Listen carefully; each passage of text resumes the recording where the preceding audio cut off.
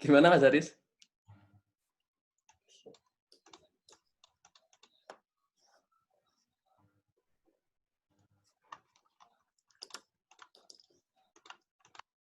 Buka kan? Oke, udah. Pakai login ya ternyata. Coba. Siapa tahu ke depan mau pakai itu Oba, ya kan?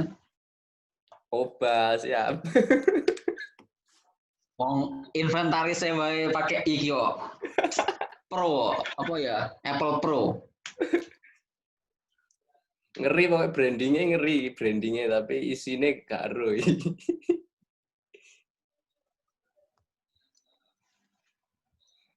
Mbak Aisyah OTW masuk.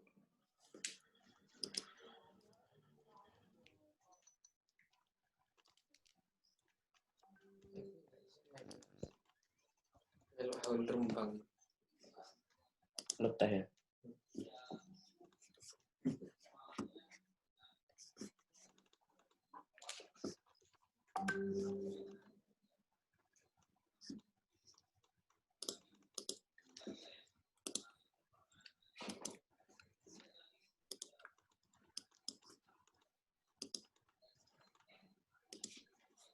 Email.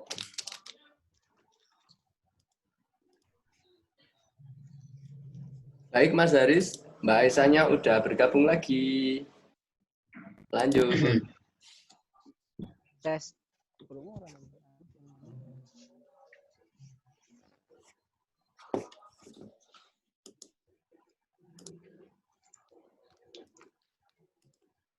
Gimana Mas Haris? Oke. Oke lanjut Mbak Aisyah nggih. Jadi kita tadi sampai pada pembahasan yang terkait tentang tips berprestasi di masa pandemi ini. Kebetulan ini ada para guru yang ikut nimbrung. Jadi apa sih kira-kira tips dan trik untuk tetap bisa berprestasi di masa kayak gini ini? Buat para siswa ya khususnya. Dan mahasiswa kayak saya. Monggo. Kalau untuk tips berprestasi ya, yang penting pertama orangnya harus sehat dulu. Orang sehat itu baru bisa menghasilkan sesuatu, yang pasti gitu kan. Setelah sehat nanti berarti kan otomatis segala macam nutrisinya, kemudian aktivitasnya itu setelah dijaga. Yang kedua, sehat secara mental. Orang itu akan punya ide sesuatu justru saat orang itu sehat. Kalau orang sakit kan pasti mumet aja kan. Itu secara kesehatan fisik dan mental. Terus untuk berprestasi sekarang ini kan banyak ya sebenarnya lomba-lomba yang bentuknya online. Bahkan kemarin lomba yang biasanya kita harus datang itu jatuhnya streaming atau enggak mengirimkan video. Jadinya seharusnya itu akan menjadi sesuatu yang lebih menarik gitu kan. Tergantung kita menyampaikan sesuatunya itu seperti apa. Kalau untuk karya saat ini saya belum tahu ya ada atau enggaknya, mungkin di sini justru teman-teman yang berkecimpung masih di dunia pendidikan di universitas segala macam yang lebih update sepertinya. Untuk lomba-lomba yang bentuknya karya apakah masih tetap berjalan atau tidak gitu ya. Terus untuk berprestasi, nah justru dengan adanya sekolah online sekarang, ini kan adik saya 2 itu 3, semuanya pendidikannya sekarang lewat jalur daring ya. Katanya sih dapat nilainya justru lebih gampang, cuma tugasnya bikin stres ya. Apa betul ya?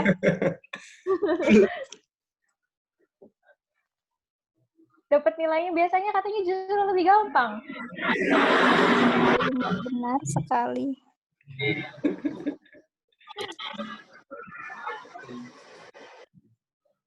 Prestasi kemarin tim mendapat prestasi atau reward dari Pak Jokowi sebagai provinsi teladan ya. Mas Haris suaranya dualem sekali.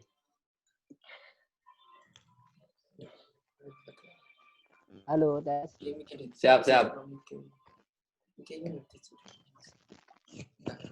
Ya, bicara tentang prestasi kan kemarin kita kan di Provinsi Jatim ya, yang kemarin kan sama Pak Jokowi didapatkan reward sebagai provinsi teladan untuk provinsi yang lainnya untuk mencontoh kinerja dari Satgas Jatim menghadap COVID ini ya. Meskipun ya kita tahu banyak dibully di sosmed itu ya. Entah itu ya Jatim yang dimaksud ya ataupun Jatim keseluruhan. Nah, Mbak.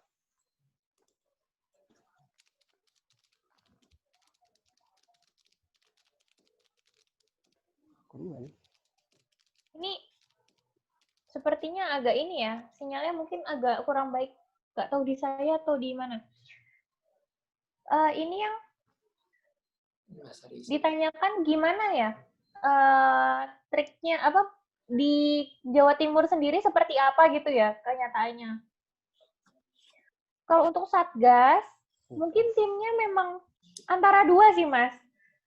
Antara kita tracing-nya yang kurang, karena memang kan banyak sekarang yang orang-orang menolak tes.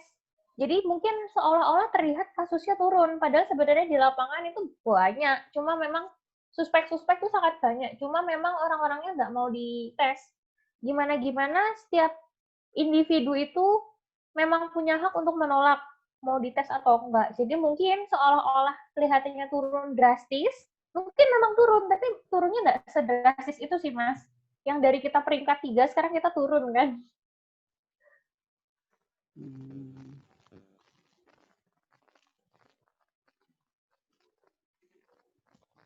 Iya. Jadi emang bukan hal wajib ya untuk dikenai tes tersebut. Jadi banyak di sosmed itu kan karena Jatim itu menjadi teladan untuk Satgas, kali kan dia naik di posisi 3 tersebut, akhirnya kan memang dibully karena memang itu kasusnya memang tidak banyak orang yang mau dites tersebut ya, Mbak ya.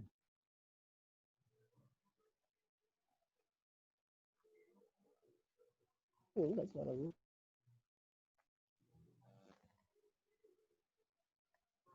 Halo Zis. Tes. Nah, ngoten no Mas, mantep. Mas Haris. Unmute, malam-malam balik mana? Didekatkan dong mic-nya Mas Haris. Iya dong Mas Haris. Ya, intinya turunnya kasus itu bukan karena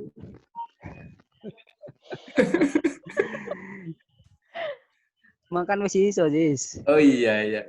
Karena emang pribadi Jatim sendiri tidak mau tes ya, bukan karena kinerja dalam tanda kutip Satgas ini. Karena kinerjanya sampaikan sih, tiap karena gini, berhak menolak kan ya. Iya, karena sebenarnya setiap orang gimana pun tindakan medis setiap orang berhak menolak. Cuma tugasnya tenaga medis adalah membujuk sampai dia mau. Tapi kalau mentok ya sudah. Biasanya kita akan arahkan cuma isolasi mandiri. Jadi kadang-kadang agak sulit kayak gitu. Suspeknya sebenarnya banyak karena pun kayak gitu kan yang yang gimana-gimana yang datang itu biasanya bergejala. Kalau yang tidak bergejala di swab, mungkin Indonesia akan terjadi lonjakan kasus positif sangat banyak. Karena kan paling banyak justru sebenarnya orang-orang yang tidak bergejala atau bergejala ringan. Jadi mereka nggak datang ke dokter atau ke fasilitas kesehatan yang lain. Lagi ke obrolan kita tadi, mungkin orang itu menolak dites, mungkin ya setelah itu pasca penanganan medis itu karena dikucilkan ataupun karena dampak-dampak sosial masyarakat sekitar mungkin tadi. Ya, mungkin sebagian besar karena itu atau mungkin karena banyak orang yang percaya dengan teori konspirasi juga banyak sih sebenarnya.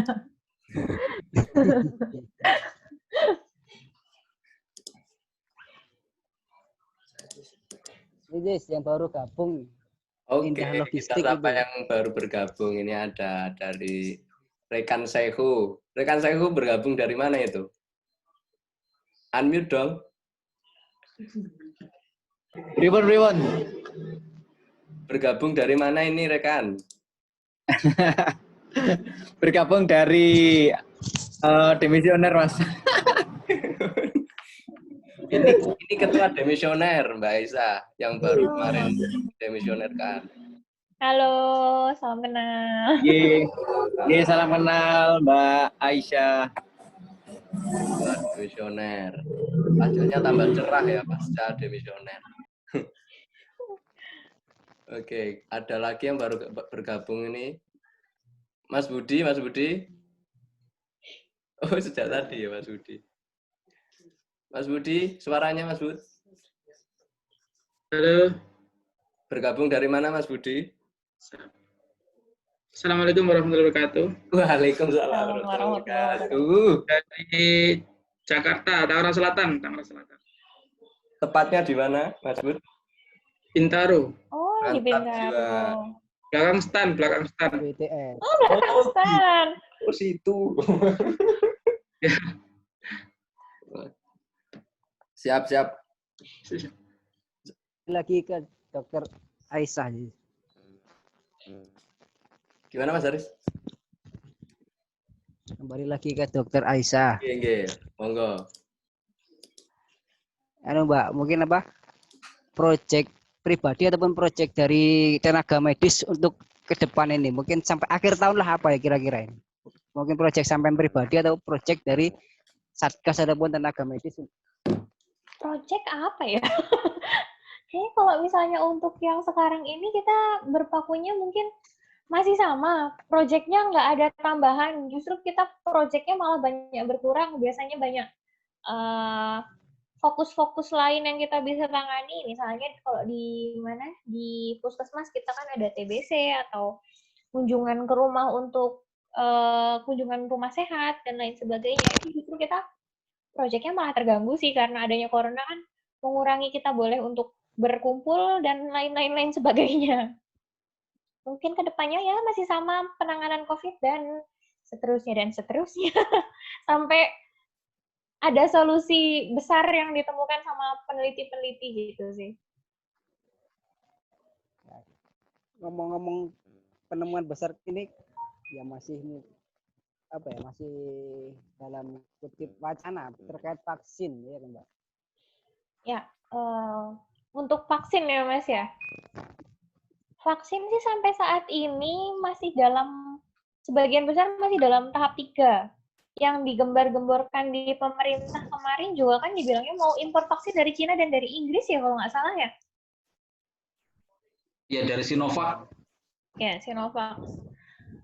Nah, kalau dari kami semuanya ya, ini perwakilannya dari IDI, Ikatan Dokter Indonesia, bilangnya kita siap menerima vaksin kalau memang uji tahap 3-nya sudah benar-benar dilakukan. Karena kan untuk menjadi representatif vaksin, apalagi mau disebar ke satu dunia yang entah populasinya berapa ratus juta ini, atau berapa miliar ini, representasinya tuh nggak bisa cuma 1.000-2.000.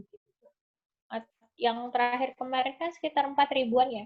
Dari ide sih bilangnya kalau memang mau harus dilakukan minimal sampai ke 9.000 pasien dulu dan dianalisis hasilnya benar-benar karena vaksin itu nantinya akan diberikan ke seluruh orang. Kita masih belum tahu efek sampingnya ke seluruh ras. Karena kan beda ras pasti kita ada genetik-genetik tertentu yang akan terpengaruh kan dari dari vaksinnya. Ada ras tertentu, oh ya nggak apa-apa, ras tertentu ada alerginya kah? Atau mungkin di ras tertentu malah muncul gejala apa? Atau mungkin efek jangka pendeknya memang nggak ada, tapi efek jangka panjangnya kita masih belum bisa tahu. Kalau dari IDI kita masih menunggu sampai tahap 3-nya benar-benar selesai. Karena kalau untuk biasanya rata-rata vaksin itu bisa dibuat itu sekitar 1,5 tahun itu paling cepat biasanya. Makanya ini ada vaksin bisa keluar sekitar setahun ya. Kan dari pertama dulu November, kita hitungannya udah mau masuk November kan 1 tahun. Mungkin tahap 3-nya yang masih dalam proses. Jadi memang tahap 3 itu adalah tahap yang paling sulit dibandingkan mencari mengekstraknya gitu. Karena kita harus tahu apakah vaksin ini benar-benar aman atau tidak. Gitu sih.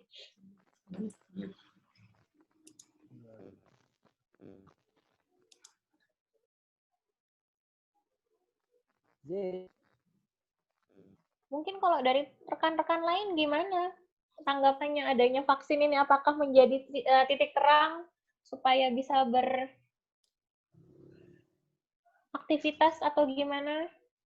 Karena kan dengan adanya vaksin jadi kayak angin segar gitu ya. Oh iya, jadinya bisa beraktivitas seperti biasa gitu. Iya, mau gimana lagi ya? Memang sepertinya tidak ada jalan lain kecuali vaksin yang bisa paling tidak ya menekan ya.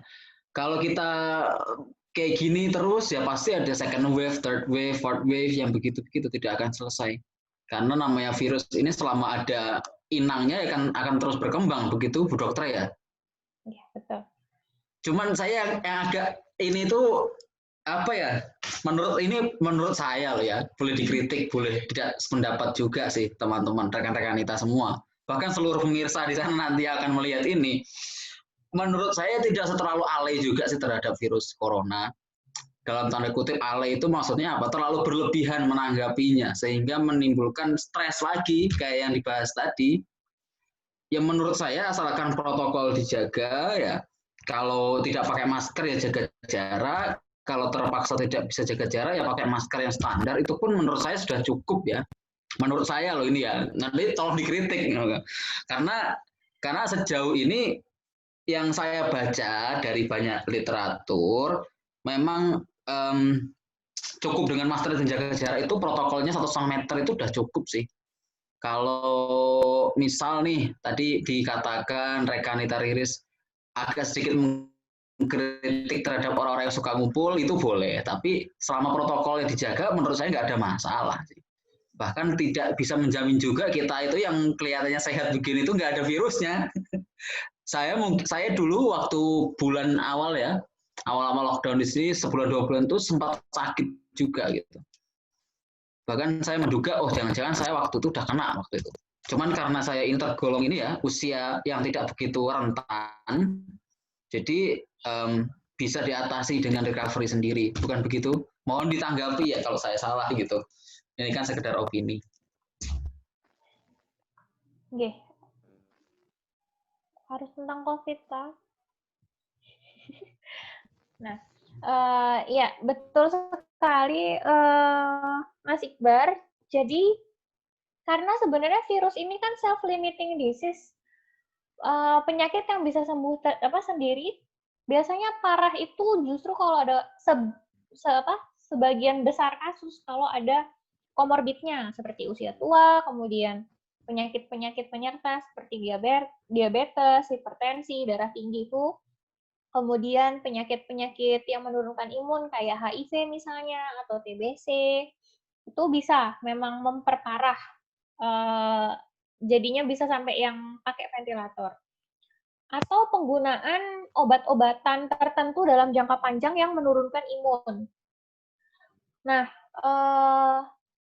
kalau untuk protokol memang benar kalau misalnya biasanya kalau misalnya kita sudah mencuci tangan, menjaga jarak, pakai masker, dan itu semua orangnya seperti itu, maksudnya dijalankan secara serentak, sebenarnya seharusnya bisa memutus rantai penularan karena gimana-gimana virusnya ini ya nggak sekuat itu juga gitu loh. Kita cuci tangan, dia sebenarnya bisa hilang. Nah, yang jadi masalah adalah kadang-kadang kita tuh secara tidak sadar bisa tertular. Contoh, tertular tadi tanpa gejala, benar. Karena kalau masih muda, imunnya bagus ya, banyak yang nggak bergejala, terus akhirnya dia datang nyampe rumah salim cium tangan segala macam sama keluarganya, sama neneknya, terus tahu-tahu neneknya yang kena. Dianya kelihatan nggak apa-apa, sehat. Ketika di swab, jadi ternyata dia yang positif, keluarganya beberapa positif, terus kenain neneknya, kan kita nggak tahu. Nah, yang penting di sini adalah bukan berarti kita harus tentang COVID ini benar-benar bikin stres, enggak. Yang penting kita tahu, kita sadar, kita bisa menjaga diri dan keluarga kita dan orang sekitar kita supaya mematuhi protokol tersebut. Karena mungkin nanti di slide bisa tak jelaskan sedikit ya Mas, tentang penyebarannya itu kan kita tentang droplet dan kontak. Salah satu ada wacana sana dari beberapa jurnal juga itu bisa menjadi airborne dengan situasi tertentu gitu. Hal tersebut yang membuat sebenarnya kita nggak tahu kita rentan ada di mana. Makanya protokol itu memang harus dijalankan, benar kata Mas Iqbar. Apakah COVID bikin mati? Enggak. Sebagian besar justru sembuh. Cuma yang kita lihat adalah orang-orang datang sesek mati. Nah, itu yang kita catat sebagai COVID-nya. Karena mereka yang datang duluan ke rumah sakit. Kalau orang yang sehat, misalnya saya, kena. Tapi saya tidak bergejala sama sekali. Nggak ada batuk, nggak ada pilek, nggak ada gejala wes pokoknya. Atau gejala ringan cuma batuk pilek dikit gitu. Kayak orang flu biasa. Kan mereka tidak akan tercatat sebagai COVID gitu. Nah, karena banyak yang datang sesek langsung mati, akhirnya itu yang membuat orang-orang jadi kayak, oh COVID gembar-gembor. Kemudian yang kedua, memang COVID ini sekalinya menular, R0-nya kalau nggak salah 2. Jadi satu orang bisa menulari 2 orang. Nah, kalau misalnya 2 orang yang tertular ini menulari orang lagi, itu sih yang sebenarnya mungkin agak berbahaya. Tapi bukan berbahaya dari segi, oh ya, kena COVID pasti langsung mati, itu enggak sih. Banyak yang recovery-nya full recovery, banyak yang memang nggak bergejala, jadi ya apanya yang mau di recovery. Baik Mbak, tadi kayaknya Itu, mau Mbak, ini ya, nampilin PPT ya, gitu. mau nganu slide. Monggo, bisa ditampilkan langsung dari sana, monggo berikut. Oh, oke, sebentar. Budi mau tanya tahu. Oh iya, itu kayaknya ada yang mau tanya. Oh, Mas Hidup ini. Lanjutkan dulu, mungkin pertanyaan sudah dijawab nanti mungkin. Lanjutkan dulu aja. Oh gitu. Oh gitu. Ini kayaknya slide-nya slide singkat sih, nggak? Maksudnya pasti teman-teman semua sudah pernah dengar ini, sudah paham, bahkan sudah bosan gitu ya dengerin kayak gini.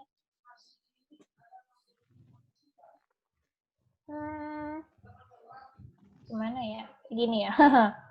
Siap, keren.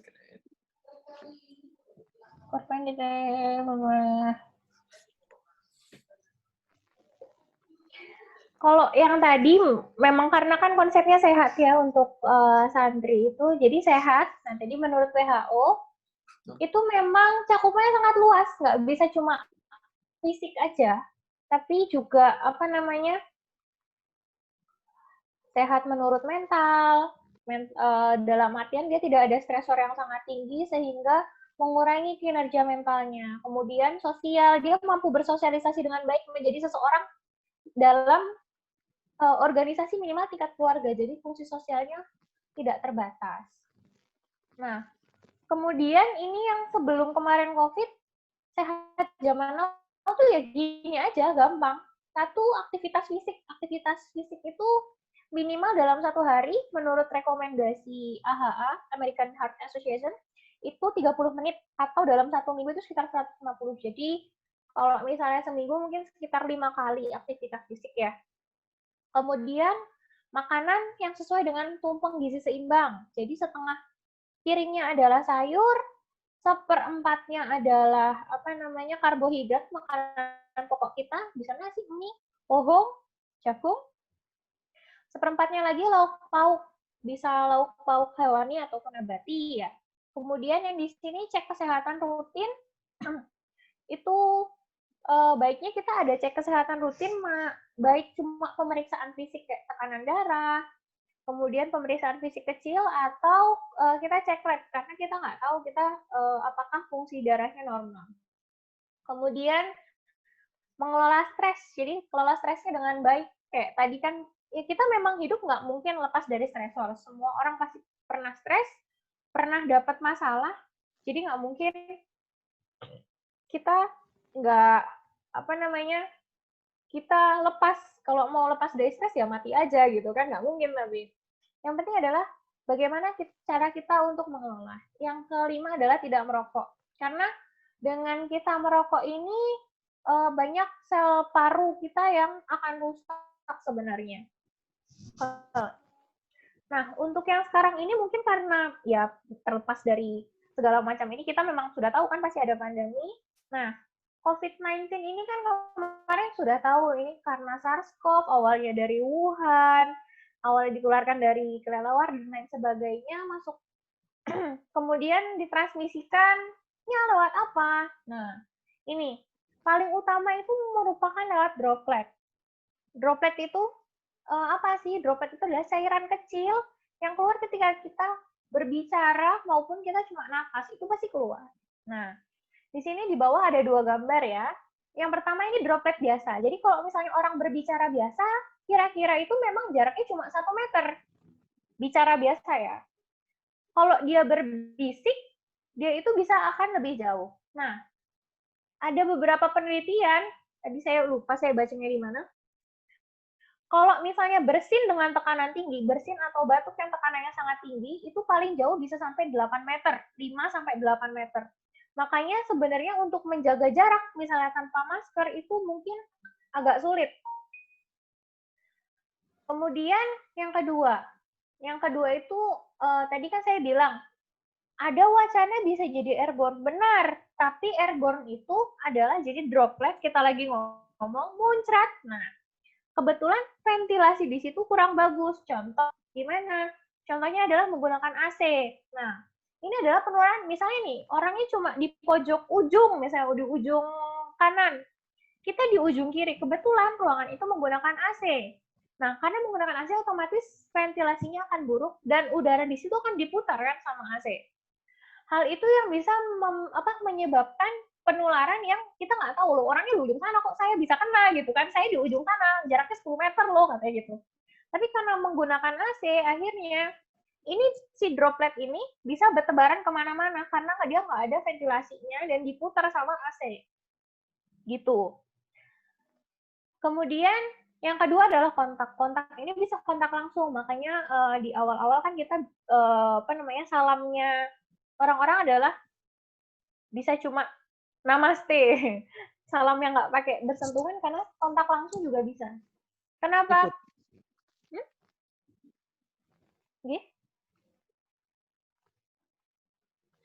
Kontak langsung maupun kontak tidak langsung.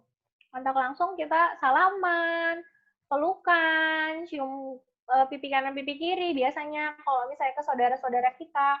Nah, hal-hal seperti itu akan sangat mudah menularkan. Kemudian yang kontak tidak langsung. Nah, kontak tidak langsung itu kenapa sih? Nah, misalnya kita ngomong, wah tinggal 7 menit, cepet banget. Nah, misalnya kita lagi ngomong, air liur kita terciprat ke suatu tempat. Nah, kalau misalnya air liur kita mengandung virus di benda-benda ini, nah maka dia akan lama hilangnya sampai dia tersentuh sama orang lain. Akhirnya itu yang akan membawa si virus ini pergi kemana-mana. Jadi kontak itu bisa 2, langsung kita ketemu orangnya atau barang-barang di sekitarnya. Nah, kayak ini, di plastik, dia tahan 2-3 hari. Jadi kalau misalnya orangnya nggak sengaja lagi ngomong-ngomong di situ, sedikit percikan airnya jatuh di plastik. Terus kita pegang 2 hari kemudian, masih ada kemungkinan kita tetap tertular. Kemudian di udara sekitar 3 jam, di tembaga itu 4 jam, kemudian ada aluminium, sarung tangannya tim medis, karton, kan banyak nih karton, kemudian besi baja, kayu, kaca, di kertas, itu bisa bertahan dalam sangat variatif untuk waktunya. Nah, untuk gejala umumnya sendiri, sekarang ini ada 3. Tidak bergejala, kalau kemarin sempat kita tahu dengan istilah OTG ya, orang tidak bergejala, kemudian gejala ringan dan gejala yang berat. Ini gejala umumnya biasanya yang datang yang tengah-tengah biasanya adalah demam, batuk kering, sama kadang ada rasa kelelahan, jadi badannya nggak enak semua. Atau kalau kita breakdown satu-satu, misalnya dia terpapar dengan virus corona terus kemudian terinfeksi, di kepala bisa ada keluhan demam. Demam itu biasanya kita definisikan biasanya dengan suhu lebih dari atau sama dengan 37,5. Kenapa saya tulis 37,3? Karena beberapa orang kayak untuk warning sign, mulai ke dokter atau ke fasilitas kesehatan ketika suhunya segini. Kemudian konjungtivitis, jadi adanya mata merah, jadi matanya seluruhnya merah, matanya merah dan berair biasanya. Kemudian ada juga sakit kepala. Sebenarnya gejalanya yang ringan-ringan tuh kayak orang flu biasa gitu. Kemudian dari saluran nafas itu bisa bervariasi, bisa dari cuma batuk, bisa hidungnya tiba-tiba nggak bisa nyium bau gitu, atau nyeri tenggorokan. Biasanya dia akan mulai parah ketika dia masuk ke saluran nafas yang bagian bawah. Ada batuk, biasanya batuknya sudah mulai batuk yang batuk berat, jadi nggak cuma batuk biasa yang gatel-gatel gitu ya, tapi beneran batuk seperti mau mengeluarkan sesuatu. Sulit bernafas atau sesak kita biasanya ngomongnya. Nyeri, bisa nyeri dada atau rasa tidak nyaman pada dadanya. Kemudian ada variasi gejala lain. Bisa masuk di saluran pencernaan. Saluran pencernaan gimana? Biasanya ada nyeri perut, kemudian bisa juga diare. Gejala lain yang jarang sekali saya temukan itu ruam. Jadi keluar ruam pada kulit terus disertai demam. Itu kadang-kadang bisa juga dengan corona. Kapan waspada? Pasti teman-teman semua sudah tahu ketika sudah mulai sesak sekali, atau ada nyeri dada, tidak nyaman pada dada, atau sampai kalau sangat sesak, biasanya orangnya sampai nggak sadar, jadi hilang kemampuan berbicara dan bergerak. Pencegahannya otomatis memakai masker. Tadi kan kita sudah tahu karena dia droplet, jadinya pasti akan mudah sekali keluar. Karena kita menggunakan masker, dengan menggunakan masker kita ini mencegah orang lain untuk tertular. Karena banyak OTG tadi, kan dulu awal-awal dibilangnya, "Halah ngapain pakai masker, kan aku nggak sakit." Nah, yang sulit adalah sekarang banyak orang-orang tanpa gejala ini, makanya semuanya akhirnya disuruh pakai masker sama WHO. Kemudian mencuci tangan. Cuci tangannya ini harus dengan sabun. Atau kalau nggak punya sabun, menggunakan hand sanitizer. Kadang-kadang ada waktu-waktu kita nggak bisa pakai sabun karena nggak ada air, kita bisa pakai hand sanitizer. Minimal berapa lama? Minimal 20 detik. Kemudian menjaga jarak. Menjaga jarak ini kurang lebih 1,8 meter kalau kita menggunakan masker. Kalau tanpa masker, tadi saya bilang airborne. Droplet paling kecil itu kalau misalnya kita batuk atau bersin yang kencang bisa sampai 9 meter. Kalau nggak pakai masker, kita harus jaga jarak satu orang ke orang lain 9 meter. Itu bayangkan sulitnya seperti apa. Yang harus digarisbawahi untuk penggunaan masker, misalnya mau menggunakan masker itu ada caranya. Yang satu, masker kain. Masker kain itu harus kita ganti kurang lebih sekitar 4 jam setiap pemakaian. Jadi kalau misalnya kita keluar, ada keperluan khusus keluar, maka kita harus bawa cadangan. Takutnya nanti kita keluarnya agak lama. Gitu. Kalau maskernya masker medis, mungkin teman-teman yang sukanya pakai masker medis, dia itu efektif cuma sampai 8 jam. Berbeda dengan masker yang N95, sekarang mungkin agak sulit dicari. N95 itu bisa kurang lebih sampai 12 jam. Itu dipakai nggak apa-apa. 12 sampai 24 jam. Cuma anggap juga sih. Nah, terus gimana dengan efektivitas menggunakan face shield? Kan sekarang lagi banyak orang keluar cuma pakai face shield. Ini di sini ada, sebenarnya ini lucu-lucuan, kita terjemahkan dari salah satu literatur luar, ini pakai bahasa Indonesia udah. Contoh nih, tanpa pengaman. Pak, nasi goreng pedas 2 bungkus, lihat ini di sini ada dropletnya keluar kemana-mana. Bahkan dia muncrat bisa masuk ke matanya bapaknya ini, kan bapaknya jadinya bisa tertular. Kemudian pakai masker. Nah, ini banyak trennya pakai masker, tapi cuma sampai di mulut. Itu dari hidung tetap akan keluar. Pakai face shield tetap keluar. Nah, yang benar adalah kita ini pakai masker. Kalau pun mau pakai face shield itu tambahan gitu. Ini sepertinya sudah kurang dari 1 menit ya, Mas? Apa Iya, gimana? Mbak. Mungkin diupdate aja dulu kali ya. Baik. Kita update dulu ya, Mas, Mbak. Kita buka link baru lagi. Oke. Bentar, nggih.